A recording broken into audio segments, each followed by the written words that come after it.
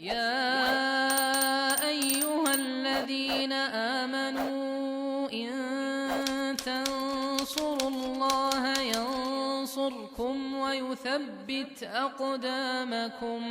Allah ini yang memang kita saksikan. Ya, sedih sebenarnya ketika banyak di antara kaum muslimin yang meyakini benda-benda tertentu memiliki sebuah keberkahan, sebuah kesaktian dan sebagainya. Dalam agama kita dilarang oleh agama kita.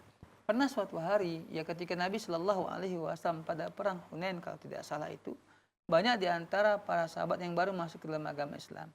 Mereka melewati sebuah pohon namanya Dhatul Anwat. Di situ orang-orang musyrikin menggantungkan ya senjata mereka, barang-barang mereka. Karena apa? Mereka menganggap bahwa Dhatul Anwat ini merupakan pohon yang memiliki berkah, memiliki kesaktian. Maka para sahabat yang baru masuk Islam ini mengatakan, ya Rasulullah, buatkan kami seperti Dhatul Anwat. Maka Nabi Shallallahu Alaihi Wasallam bertakbir, Allahu Akbar. Ini mengingkari ya perkataan mereka, mengingkari keyakinan mereka. Karena apa? La haula wa la quwata illa billah. Tiada daya dan upaya kecuali hanya izin Allah Subhanahu wa taala. Nah, yang begini-beginian seperti enggak pernah Nabi Shallallahu Alaihi Wasallam jelaskan ataupun perintahkan. Bahkan yang ada ialah Nabi larang kita, apalagi kalau sampai benda-benda tersebut menjadi sebuah jimat, termasuk perbuatan syirik.